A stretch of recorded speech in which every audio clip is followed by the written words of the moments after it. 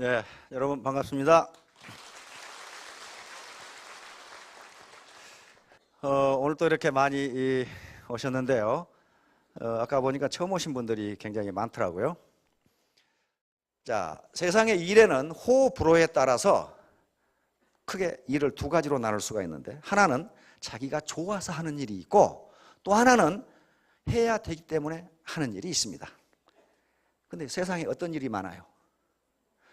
해야 되기 때문에 하는 일이 훨씬 많습니다. 그러면 문제는 어디가 있냐면, 하기 싫은 일을 했을 때, 해야만 되기 때문에 했을 때 성공할 수 있느냐는 거예요. 성공할 수 없어요. 그럼 어떻게 되느냐? 해야만 되는 일은 자기가 좋아하도록 만들어야 됩니다.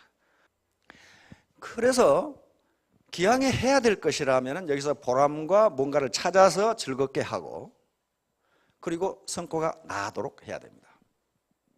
자, 그래서 오늘 이제 잡은 제목이 계명구도라는 겁니다. 자, 어르신들은 아실 거예요. 요 닭개자입니다. 닭개. 개자입니다. 계란할 때, 이 계란할 때 이 개자 쓰는 거예요. 명은 울명자입니다. 울명자. 닭 울음소리 그 말이에요.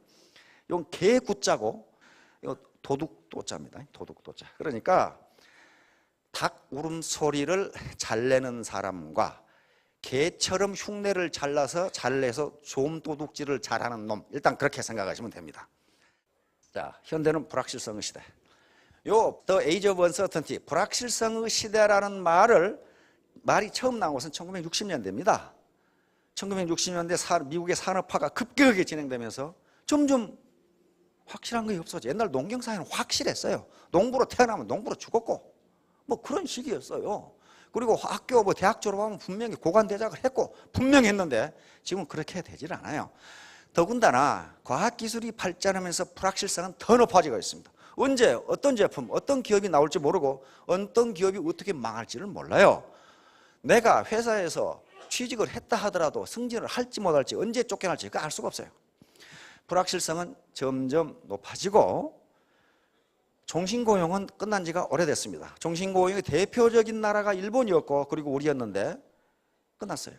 여기 지금 나이 50대 이상인 분들은 옛날 드라마 많이 보셨을 거예요. 만년과장의 애환을 다룬 시트콤이 무지하게 있었어요. 자기 친구들은 다 이사가 되고 부장이 됐는데 혼자 과장이야. 혼자 과장이어도 안 쫓겨나. 옛날엔 안 쫓아냈어요. 끝까지 그 회사에서 정년퇴직할 때까지 과장으로 있었단 말이에요. 그러면서도 자기 승급한 부장이나 이사 대우를 해줬어요. 밑에 후배들이 그렇게 해줬어요. 지금 그렇게 안 해요. 잘라버려요. 그러니까 이제 종신고용도 없어졌어요. 그러다 보니까 투잡, 쓰리잡. 옛날에는 직업 하나 가지고 평생을 살았는데 이제 직업을 2개, 3개를 해야 된다. 지금 그런 얘기예요, 지금. 그러니까 현대가 바로 춘추전국시대입니다. 이 춘추전국시대는 그야말로 오늘 죽을지 내일 죽을지, 오늘 망할지 내일 망할지, 오늘 내가 통일을 할지 안 그러면 죽을지, 그렇게 모르는, 그걸 모르는 그런 시대예요. 즉 불확실성이 굉장히 큰 시대였는데, 오히려 오늘날은 과거의 춘추전국시대보다 더 큰 불확실성이 있어요. 어떤 일이 벌어질지 몰라요. 자, 이제 장수시대가 됐는데, 여기 계신 분들 요 말은 잊지 마세요. 가난하게 태어난 것은 자기 죄가 아니지만 가난하게 늙는 것은 자기 죄다. 가난하게 태어난 건 자기 죄가 아닙니다. 그렇죠? 자기가 뭐 가난하게 태어나고 싶었어요? 부모가 가난하니까 가난하게 태어날 수밖에 없어. 그러나 가난하게 늙는 것은 네 죄다 그 말이에요. 요걸 보고 전에 제가 강의한 시간 낭비죄라 그러거든요. 남들은 열심히 노력해서 부자가 됐는데 너는 뭐냐는 거야. 시간 낭비죄. 그래서 이제 장수 시대가 도래를 했는데, 지금 TV에서 백세 상품, 백세 보험 상품이 이제 공공연하게 선전이 되고 있어요. 공공연하게 선전이 되고 있어요. 그리고 앞으로 생명과학이나 의료 기술 발전, 그 다음에 약의 개발, 이런 걸 보면은 머지않아서 백세가 보통인 시대가 올 것 같아. 이런 시대가 오는데, 문제는 뭐냐 하면은, 만약에 노후에, 즉 정년퇴임 이후에 생활비 조달이 불가능하다면 장수는 축복이 아니라 재앙이 된단 말이에요. 이제 문제는 뭐냐? 이게 뭐예요? 한국 노인소득 OECD 국가 중 꼴찌. 얼마나 꼴찌인가 봅시다. OECD 30개국이, 그러니까 이 통계는 무슨 통계냐 하면요, 60세 이후에 은퇴했을 때 은퇴 전하고 비교해서 소득이 어떻게 되느냐 그 말이에요. 그런데 이런 나라들은 어떻습니까? 은퇴 전이나 은퇴 후나 소득이 거의 비슷하죠. 그런데 우리는 꼴찌에서 두 번째. 아일랜드는 왜 이렇게 정리하면은 저 IMF 걸려가지고 망했거든, 이 나라는. 그러니까 사실상 꼴찌가 이게. 이것도 평균이니까 그렇지. 은퇴하고 나니까 소득이 반으로 줄더라 그런 말이에요. 반으로 줄더라. OECD 평균이 82.4%니까 이렇게 되더라. 자, 그 다음에 OECD 회원국의 남성들의 실제 은퇴 연령은 자기가 지금 가장 길게 근무하던 회사에서 퇴임한 연령 말고 몇 세까지 일해야 먹고 살 수 있느냐 그런 말이에요. 그 통계를 OECD에서 내놓은 겁니다. 몇 세까지예요? 70.3세예요. 이게 보통이 아니죠. 이런 나라들은 다 노후를 즐기는데. 자, 다음. 이렇게 되니까 이게 지금 이번에 대선 때 계속 이 문제가 나왔죠. 이걸 어떻게 할 거냐 하는 문제야. 65세 이상 고령 인구 소득 빈곤율 OECD 평균 13.3%. 우리는 65세 노인 절반이 빈곤에 허덕이고 있다.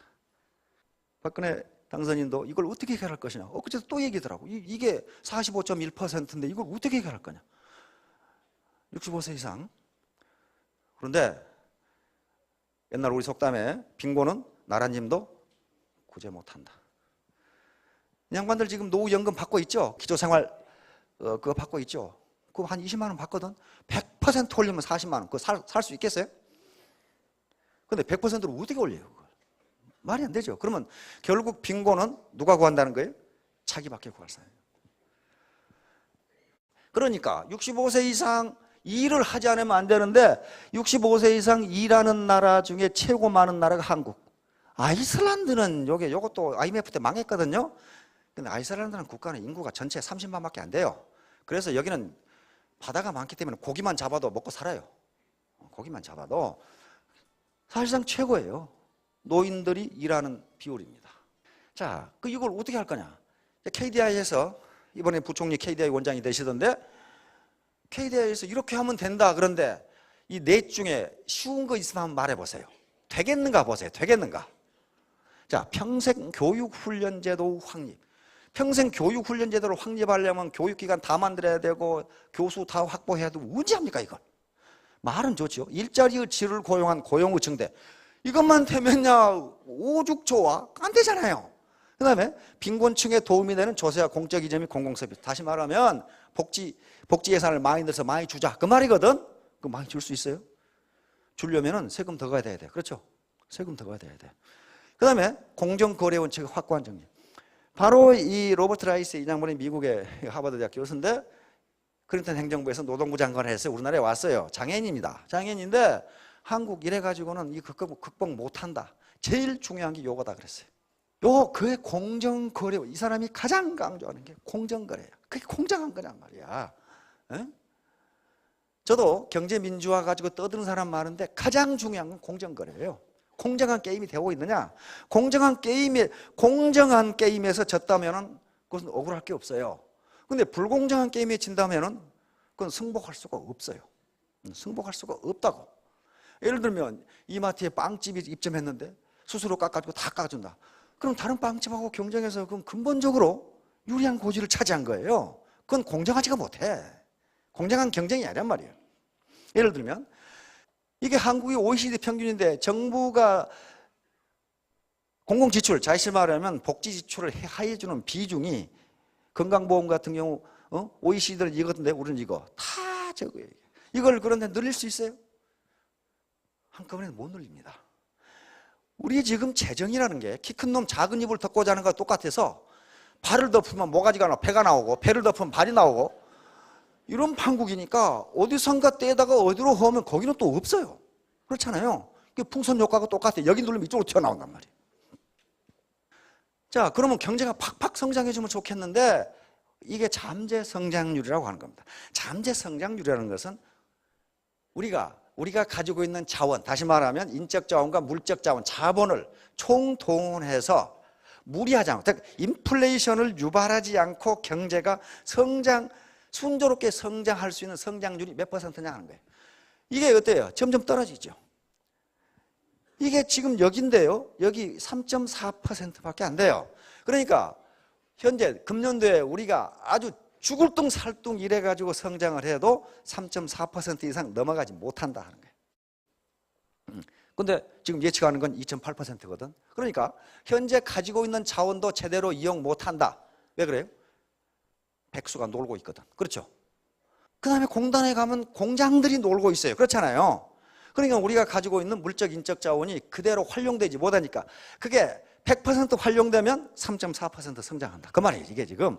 그런데 그게 활용 못되고 유휴 자본과 노동력이 있으니까 2.8%밖에 성장 못한다 이렇게 돼 있어요.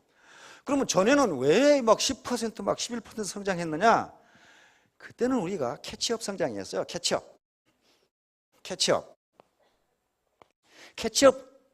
캐치업 성장이라는 게 앞서가는 선진국이 있으니까 우리는 그놈만 따라가면 된다 이게. 그러니까 그놈이 뭔가 만들면 완제품 갖다가 뜯어가지고 비싸게 만들어서 싸게 팔면 그만이다 그 말이에요. 그러니까 막 사정없이 따라갈 수가 있었어요. 근데 우리가 1등하는 제품이 많아. 삼성이 애플 거 뜯어다가 뭐 만들어서 팝니까? 새 기술을 개발해야 돼. 그 다음에 가전제품 세계 최고야. 그렇잖아요? 철강 세계 최고야. 자동차 벤츠에서 우리한테 기술 줍니까? 안 주잖아요. 그럼 새로 개발해야 되잖아요. 이렇게 되니까 이제 퍼스트 무버가 돼야 돼. 캐치업이 아니라 앞에 간 놈 추가라고 따라가면 되는 게 아니라 내가 앞에 가니까 뭔가 더 빨리 갈 수 있는 새로운 기술과 지식을 개발해야 되는데 이걸 하는 데는 시간이 걸린다. 그리고 그렇게 막 새로운 기술이라는 게 날마다 튀어나온 게 아니에요. 이렇게 되니까 성장률이 전부 계속 다운되는 거예요. 그러니까 무슨 얘기예요? 지금 퇴직한 분들에게 새로운 일자리를 주고 젊은이들에게 새로운 일자리를 주려면 적어도 경제가 5% 또는 6% 성장해야 되는데 그게 난망하다 그런 말이에요. 난망하다. 현실은 난망하다. 그게 지금 신정부에서도 가장 큰 과제예요. 어떻게 이걸 해결할 거냐 하는 문제가. 이렇게 보니까 어떻게 돼요? 아주 가장 창피한 세계적으로 유명한 통계입니다. 우리나라가 자살률이 세계 최고인데 보통 최고가 아니라 OECD 평균의 5배. 언제 죽냐 하면은 60대 이쪽 오기 시작하면요, 정년 퇴임하기 시작하면 사정없이 자살하기 시작해. 자살은 이유를 조사해 보니까 건강 그렇게 돼 있어요. 건강. 근데 건강이란 말이 무슨 말이에요?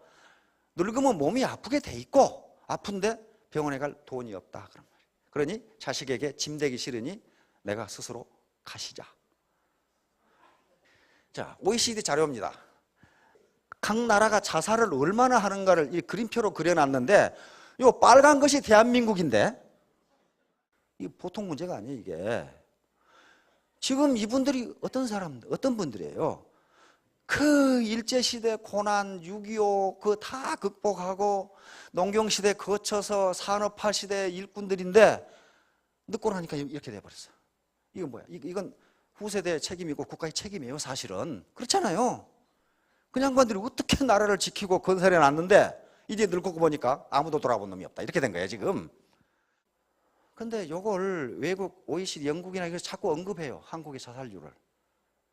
저 사람들이 뭐라고 어제도 또 뉴스에 또 나와 이게. 영국에서 한국의 전통적인 가족 제도가 붕괴된 것으로 추정된다. 영국 뉴스야. 왜냐하면 자살률이 이게 높아도 너무 높다. 근데 대부분 노인 자살이다. 이렇게 된 거란 말이에요. 그래서 전통적인 유교적 원정주의적 가족 제도가 붕괴된 것으로 보인다. 이렇게 영국 신문이 또 보도를 하더라고. 60대부터 자살이 1995년에는 몇 명 안 됐는데 이렇게 늘어요. 이렇게. 이게 80이 되면 거의 다 돌아가신다 그 말이야. 혼자. 이렇게 돼버려 지금. 근데 여기 계신 분 혹시 내가 70만 되면 자살해야지. 뭐 그러시는 분 계세요? 그 자살하는 건 죄입니다. 그렇죠? 남의 목숨을 뺏는 것도 죄지만은 자기 목숨을 자기가 뺏는 것도 이거 엄청난 죄예요, 이게. 그러면 이제 자살이 싫다면 돈을 벌어야 되겠죠. 돈을 벌어야 되는데 문제는 어떻게 노후 생활자금을 마련할 것이냐. 여러 가지 방법이 있을 겁니다. 그러면 하나의 방법은 바로 애터미가 하나의 좋은 방법이 될 수 있다. 왜냐하면 이것은 혼자 하는 게 아니고 같이 하니까 가능합니다. 나 혼자 한다면 도저히 불가능해요. 불가능합니다. 네트워크라는 게 휴먼 네트워크, 이게 인간 그물망인데 같이 하니까 가능해요. 특히 오로지 전 세계에서 애터미만 자신이 자신을 고용합니다. 진입과 퇴출의 자유가 있어요. 진입할 때 회비를 받는 것도 아니고 매월 얼마를 사야 되는 것도 아니고 당신이 하고 싶으면 하고 말고 싶으면 말고 사고 싶으면 사고 말고 싶으면 말고 모든 게 자기에게 맡겨져 있기 때문에 자기가 인플로이어이면서 인플로이란 말이에요. 자기가 고용주이면서 자기가 자기를 고용하는 것이기 때문에 결국 자기가 투자한 것이 자기 소득으로 나온다. 그래서 빈곤의 강을 건너가는 다리이고 계층이동 사다리가 될 수 있다. 그 다음에 상속이 가능하다. 어떤 것도 우리나라의 전문직도 상속이 불가능합니다. 예를 들면 내가 의사면 내가 의사하기 싫으면 아들한테 야 네가 의사 좀 해라 이렇게 안 된다는 거예요. 내가 변호사니까 야 우리 딸 아빠 이제 쉬려고 그러니까 네가 변호사 좀 해라. 이게 상속인데 상속이 안 돼요. 상속 안 됩니다. 그러나 애터미 코드는 상속이 됩니다. 지금 많이 상속했죠. 상속했어요. 이어수와 광양을 연결하는 이순신 대교입니다. 그러니까 애터미 사업이 이런 다리가 돼줄 수 있다. 이게 빈곤의 강이 있는데 넘어가지를 못해. 다리가 돼줄 수 있다. 그 다음에 이런 사다리가 돼줄 수 있다. 지금 가장 우리 사회의 큰 문제가 코리안 드림이 없어졌다고들 합니다. 상향 계층 이동의 사다리가 없어져 버렸어요. 계명 구도를 이해하시려면 춘추 전국시대라는 걸 이해를 해야 됩니다. 왜 춘추 전국시대를 자꾸 얘기하냐면 이때 이 세상을 살아가는 모든 지혜가 이때 다 나왔어요. 제자 백가가 나온 게 이때입니다. 다시 말하면 유가, 묵가, 도가, 그 다음에 음양가, 농가, 잡가 이런 것들이 나온 게 이때예요. 그러니까 모든 사상이 다 나왔던 시대예요. 그 사상이 왜 그때 나왔느냐 하면은 바로 춘추 전국 700년 동안에 매일 일어나면 싸우고 죽이고 뺏고 빼앗기고 요 시기이기 때문에 어떻게 하면 이 난국에서 내가 살아남을 것인가를 생각하다 보니까 그런 지혜가 나온 거란 말이에요. 도가 사상도 이때 나온 거예요. 도가 사상, 도덕경이라고 하는 것도 이때 나온 거란 말이에요. 다시 말하면 가능하면 도망가라 그 말이야. 가능하면 산에 가서 혼자 살아라. 그럼 안 죽는다. 중국에서 전란이 한번 일어나면요 인구의 절반이 죽었습니다. 절반이 죽으니까 살아남을 방법을 강구해야 될 거 아니에요. 이때가 이제 전설시대고 하나라, 상나라, 은나라라고 그러는데 이때부터 역사시대로 들어가는데 중국은 이때까지를 자기 역사라고 주장하는 거예요. 그 다음에 이제 요 상나라가 망하고 주나라 무왕 강태공이라고 이름 들어보셨죠? 낚시질은 양반. 이때 바로 주나라를 건국한 게 무왕을 도와서 주나라를 건국한 게 강태공입니다. 여상이라고 하는 건데 요 주나라 말기 500년간이 춘추 전국시대예요. 그러니까 여러분 생각해 보세요. 500년간 매일 싸운다. 그럼 어떻게 되겠어요 이거? 이때 제후들 그러니까 임금들이나 리더들은 신분 고하를 막론하고 지혜를 가진 놈은 다 모았어. 이게 지금 신분 따질 때가 아니야. 언제 내가 맞아 죽을지 나라가 망할지 죽을지 이게 패가망신 모른단 말이에요. 그러니까 이 500년 동안의 모든 지혜가 다 나옵니다. 이게 춘추 전국시대예요. 그래서 진시황이 통일해서 진제국이 쓰고 항우와 유방이 쟁패를 하다가 유방이 이기고 항우가 져서 여기서 한나라가 생기고 한나라 말기에 조조, 유비, 손권이 서로 다툰 게 삼국시대, 우리가 소위 삼국지라고 하는 게 이때 나오는 거죠. 그리고 조조가 승리를 해서 위나라를 세우는데 그 뒤에 자기 사마씨에게 나라를 뺏겨서 그게 진나라가 됩니다. 그래서 위진 남북조 시대가 여기서 이러고 여기서 수나라 문제, 양견이 다 통일해서 수나라가 생기는데 그 아들 수양제 때 망해버립니다.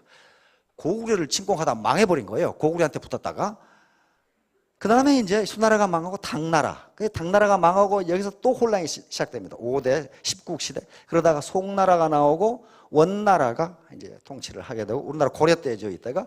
그리고 명나라, 후금, 청나라 그리고 현재 중국으로 이렇게 넘어오는데 춘추 전국이 이때 이야기입니다. 이때 모든 지혜가 다 나왔어요. 그러니까 그 당시 뭐 천하가 어떻고 천자가 어떻고 그런데요. 나라가 이것밖에 안 됐어요. 지금 땅덩어리는 이거고 요거예요. 그 다음에 요거 상나라도 이 정도고 주나라도 이 정도밖에 안 돼요. 여기서 일어나는 일들입니다.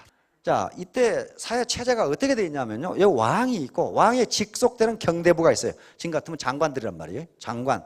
우리 같은 사대부들이 여기 있고 그 밑에 사가 있어요. 이게 사는 조선시대 들어오면서 이걸 선비다 그러는데 이건 선비가 아니에요. 사는 일본에서는 뭐라고 불러요, 저걸? 좀 무사예요, 무사. 그러니까 여기서 사는요, 우리 개념의 어떤 그 선비가 아니고 평소에는 행정을 보다가 전쟁이 나면 투구 쓰고 전쟁터에 나가는 장교예요, 이게. 사가. 그러니까 이 사자 자체가 도끼 모양을 보고 만든 거거든요. 이렇게 한번 생각해 보세요. 이게 도끼잖아요. 이게 사자거든요. 그러니까 사는 일반적으로 군사를 의미하지 학자를 의미하지 않습니다. 지금 우리나라에 사자 붙어 있는 건 전부 군사를 의미해요. 그러니까 이 사가 이렇게 있다면, 근데 여기 밑에 제우, 요것은 이제 분봉한 제우들이 이렇게 제우 밑에 또 이렇게 있어요. 요게 이제 근본적인 봉건 제도입니다. 일본도 똑같이 이렇게 번이라는 게 있어가지고 이렇게 됐어요. 일본이 일제 강점기 때 우리나라를 침략할 때 먹어야 되는 정당한 이유 중에 하나가 요거였어요. 중국도 이런 봉건 제도를 거쳤고 유럽도 이런 제도를 거쳤습니다. 일본도 전국시대를 거치면 이런 제도가 있었는데 조선만 이런 제도가 없었어요. 그러니까 조선은 봉건 제도를 거치지 않았기 때문에 진화가 덜 돼 있어서 진화가 더 된 사회를 잡아먹는 것은 그건 자연 법칙에 해당한다. 마치 그것은 정글에서 강한 자가 약자를 잡아먹은 것이 자연의 법칙이듯이 인간 사회도 진화가 더 된 사회가 진화가 덜 된 조선을 잡아먹는 것은 매우 자연적인 것이다. 어떻게 매우 자연적인 것 같습니까? 그게 이거예요. 조선은 이 제도가 없었기 때문에 아직 진화가 덜 됐다. 그렇게 한 거예요. 참 이상한 논리도 펴죠. 자, 이때 춘추시대 요 나라들입니다. 요 나라, 여기에 제나라가 있는데 요 제나라는 강태공이 세운 나라입니다. 무왕의 군사였던 공자가 났던 노나라, 여기 이 나라, 그 다음에 진시황의 진나라가 여기 이쪽에 붙어 있어요. 야만족 취급을 당했죠. 여기 초나라가 있고 오나라, 월나라 이렇게 지금 요거 있습니다. 전국시대가 되면 다 망하고 이제 몇 개는 안 남아요. 서로 잡아먹어 버리니까 다 망하고 요 진나라가 쪼개져가지고 세 개로 쪼개집니다. 조나라, 위나라, 한나라 이렇게 쪼개져 버리고. 자, 이때 얘기입니다. 다음 맹상군이라는 저 제나라의 유명한 재상이 있는데 이 맹상군은 어떤 인물이냐면요, 맹상군의 아버지가 전영이라는 제나라의 장수이고 재상입니다. 굉장한 권력을 가지고 있는 양반인데 요 전영의 아들이 40명이나 돼요. 왜냐하면 후궁이 엄청나게 많거든요. 그때는 이쁜 사람은 다 자기 후궁으로 제나라 권력을 잡고 있었기 때문에. 그런데 이 전영이 아들을 낳았는데 그 아들이 전문이라는 사람인데 전문. 근데 이 전문은 이 천민태생의 후궁에서 난 아들이에요. 그런데 언제 낳냐면 5월 5일 날 낳았어. 5월 5일 날 낳았는데 중국에는 5월 5자가 들어간 날에 5월에 아이를 낳으면 그 아이가 크면은 부모를 해친다는 속설이 있어요. 미신이 있어요. 그걸 믿고 5월 5일에 이 전문의 어머니가 천한 이 천민 이 후궁이 아이를 낳자 키우지 말고 죽이라 그랬어요. 근데 엄마가 아이를 죽일 수가 있어요? 그래서 몰래 키웠어. 몰래 키워가지고 얘가 장성하게 되니까 이 형제들이 40명이었습니다. 참 많이도 났죠. 40명인데 다른 형들이 아버지께 인사는 드려야 될 거 아니냐. 그래서 아버지께 인사를 들어갑니다. 가는데 이놈이 키가 후쩍 컸는데 키우지 말한 놈을 키웠어. 내가 죽이라고 했지 않냐 말이야. 이놈은 반드시 부모를 해친다. 죽이라고 했는데 왜 키웠느냐. 이렇게 막 자기 어머니한테 화를 내니까 전문이 물었습니다. 아버지, 인간은 태어날 때 하늘로부터 명을 받습니까? 문으로부터 명을 받습니까? 그런데 나를 왜 죽이라고 그랬습니까? 그러니까 5월 5일에 태어난 놈은 키가 문보다 커지면 아버지를 해친다고 돼 있다. 그래서 너를 죽이라고 한 거다. 그러니까 이제 전문이 물었어요. 아버님, 그러면 인간이 태어날 때 목숨을, 운명을 하늘로부터 받습니까? 문으로부터 받습니까? 아무 말도 안 하니까 하늘로부터 받는다면 걱정하실 일이 없고, 만일에 문으로부터 받는다면 문을 또 높이면 될 거 아닙니까? 문을 매우 높여놓으면 거기에 키 닿는 놈이 없을 거 아닙니까? 이렇게 된 거란 말이에요. 그래가지고 아버지가 아무 말도 못하겠고, 그렇잖아. 문으로부터 문을 높여버리면 될 거 아니에요. 그래가지고 아버지의 어드바이서가 됩니다. 컨설턴트가 돼서 아버지에게 권합니다. 우리 재산은 이렇게 많은데 아버지 밑에는 사람이 없다. 인재를 키워라. 재산 이거 아무 필요 없다. 전부 팔아서 인재를 키워라.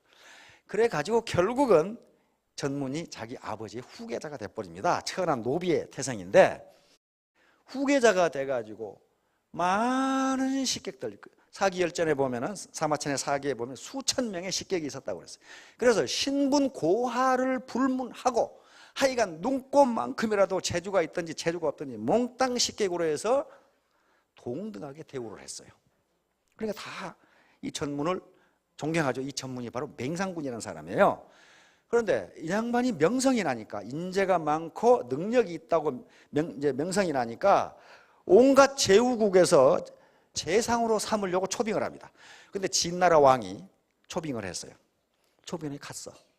맹상군이 오자마자 진나라의 재상으로 삼으려고 하니까 진나라 신하들이 반대를 합니다. 반대를 하겠죠. 지자리가 없어지거든. 그러니까 이제 그 모함을 합니다. 전무는, 맹상군은 근본적으로 제나라 사람이기 때문에 만약에 제나라와 진나라 사이에 문제가 생기면은 저놈은 제나라 편을 들 겁니다. 왕이 듣고 보니까 그럴듯하거든. 그러니까 요놈을 어떻게든 죽여버리게 생겼다고. 그러니까 이제 부하들이 합니다. 저놈을 죽여버리라고. 안 그러면 우리가 지금 큰일 난다고. 죽여버리려고 감옥에 가뒀어요. 이 큰일 났잖아요. 큰일 났는데 이걸 어떻게 해야 여기를 빠져나갈까 하다가 그때 누구를 꼬시면 되냐 하면은 왕이 총애하는 후궁을 꼬시면 돼요. 그래서 후궁한테 가서 맹상군을 어떻게 석방시켜줄 방법이 없느냐. 그랬더니 후궁이 호백구라는 뇌물을 달라 그래. 호백구라는 게 뭐냐면은 여우 겨드랑이 털 가죽으로 만든 옷, 지금 같으면 최고급 밍크를 달라고 그래. 근데 그 밍크를 한 벌 갖다가 이미 왕을 줘버렸어. 밍크가 없어. 그래서 수행한 수행원들, 고관 대작들이 이걸 어떻게 했으면 좋겠냐 이게. 그 왕한테 줘버렸는데. 그랬더니 한 놈이 나타나서 내가 가져오겠다. 바로 개 흉내를 잘 내는 좀도둑 놈이, 그런 건 내가 아주 식은 죽 먹기라 이거야. 그래가지고 밤중에 왕의 처소에 들어가가지고 왕한테 준 밍크를 훔쳐와 버렸어. 그 놈을 갖다가 후궁한테 주니까 입이 귀에 걸려가지고 임금을 설득을 해가지고 맹상군을 밤에 풀어냈어. 그러면 도망가야 될 거 아니야. 도망가야 되는데 관문을 통과해야 될 거 아니에요. 그게 함곡관이라는 관문이에요. 거기를 통과해야 갈 수가 있어. 그럼 뭐가 있어야 되냐면은 신분증을 위조해야 돼. 그러니까 위조범이 필요해. 그렇죠? 위조범이. 그래서 급하게 신분증을 맹상군 이름을 빼고 다른 이름을 해가지고 신분증을 위조해가지고 도망가는 거예요. 그런데 함곡관이라는 데 도착했어요. 자, 보세요. 여기를 통과해야 돼. 여기를 다 지키고 있잖아요. 이 함곡관은 언제 문을 열어주냐 하면은 닭이 울면 문을 열어줘요. 그러니까 고관 대작들한테 어떻게 지나갔으면 좋겠냐 그러는데 아무도 몰라. 글만 읽는 놈들은. 그러더니 한 놈이 나타나가지고 내가 닭 울음소리에는 천재적인 소질을 가지고 있다 이거야. 그래가지고 그놈이 닭 울음소리를 내니까 동네 닭이 다 울어.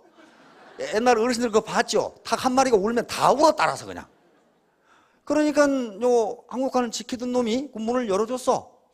그러니까 그 뒤로 제나라에 와서 바로 재상이 되고 제나라를 강하게 만들어줍니다. 그러면 맹상군이 살아나는 게 누구 때문이에요? 고관 대작입니까? 학자입니까? 좀도둑들입니까? 그러니까 하나는 개 흉내나는 좀도둑, 한 놈은 위조범, 또 한 놈은 닭울음 소리 내는 그런 그 성대모사 잘하는 놈. 이놈 때문에 살아난 거예요 지금. 그래서 제나라를 강하게 만든 거예요. 그래서 만약에 이때 죽었다면 어떻게 됩니까? 사기열전에 나오지를 못할 겁니다. 역사에서 이름이 없어졌을 거예요. 자, 이 함곡관을 보면은요, 요 영감이 누구냐면 노자입니다. 노자. 당나라 현종이 도가사상, 노자를 매우 존경해가지고 여기다가 도교의 발상지로 이렇게 만들어 놓은 거예요. 함곡관에다가. 왜냐하면 노자가 여기를 소를 타고 가는데, 주나라가 망하니까 소 타고 지금 서쪽으로 가는데, 여기 윤희라는 사람이 있어요. 윤희가 여기서 관문직인데 보다가 노자 선생을 알아보고 선생님 책이나 한 권 써주고 가십시오. 그래서 휴가를 쓴 것이 도덕경이다. 그렇게 돼 있어요. 지금 오천자 도덕경이다. 그래서 여기가 도교의 발상지기 때문에 이렇게 해놓고 여기 소 타고 가는 영감이 노자입니다. 노자. 자, 이렇게 하니까 자 생각해 보세요. 모든 특기, 모든 체주는 다 쓸모가 있다. 그것을 어디에 쓰느냐가 문제지.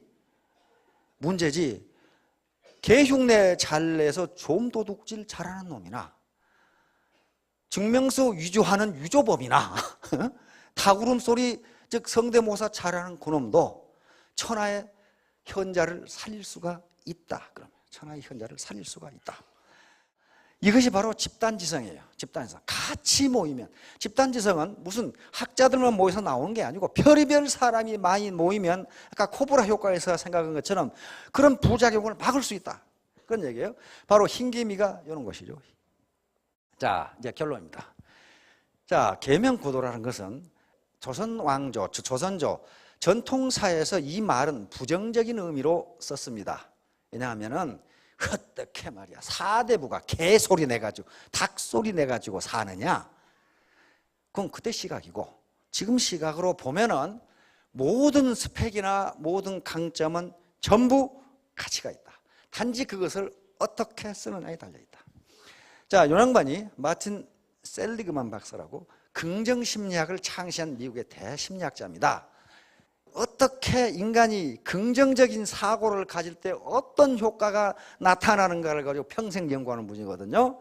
이 양반이 조사를 해보니까 모든 인간은 자기가 몰라서 그렇지 적어도 5가지의 대표 강점을 가지고 있답니다. 모든 인간 자기가 몰라서 그렇지 어떤 사람은 뭐 요리를 잘한다든가 청소를 잘한다든가 개울음 소리를 잘 낸다든가 하여간 뭔가 유조를 잘한다든가 하여간에 5가지의 스펙을 가지고 있대요. 요걸 잘 개발하면 행복하게 된다고 이 양반은 계속 주장하는 사람이에요. 지금 정신신경과에 가면 인지치료라고 하는 방법이 있어요. 이 양반이 개발한 거예요. 지금 심리학자니까. 이 양반은 무엇 때문에 이걸 긍정심리학을 하게 됐냐면 이 양반이 우울증 전문가입니다. 우울증을 30년간 연구해 보니까 생각을 긍정적으로 바뀌면 극복할 수 있다는 거예요. 실험을 계속 해보니까. 자, 그래서 하찮은 강점이 여기 계신 분들이 나는 뭐 스펙도 없고 뭣도 없고 그렇지 않다는 말이에요. 적어도 인간은 찾아보면 자기가 가지고 있는 5가지 이상의 강점이 있다고 하는 겁니다. 자, 그런데 이제 문제는 이 강점을 행동으로 옮겨야 돼. 폴 마이어는 무엇인가를 이루기 위해 또 무언가가 되겠다고 결심하는 데는 1분도 걸리지 않는다. 문제는 그 결심을 얼마나 신속하게 행동에 옮기느냐에 달려있다. 즉 몸 공부가 가장 중요하다. 에디슨 이 양반은 전구를 9999번 실험했다는데 또 어떤 전기책은 3000번 했다고 나와 있고 어떤 책에는 2000번 했다고 나와 있고 그 말은 무슨 말이냐면 아무도 모른다 그 말이야. 하여간 실패를 너무 많이 했기 때문에 아니 자기가 실패하면서 세어보고 실패를 하겠어요? 그런데 결국은 만들었어요. 그렇잖아요. 다시 말하면 에디슨이 자꾸 그 말을 합니다. 내가 성공한 것은 성공할 때까지 했기 때문이다. 그렇게 했어요.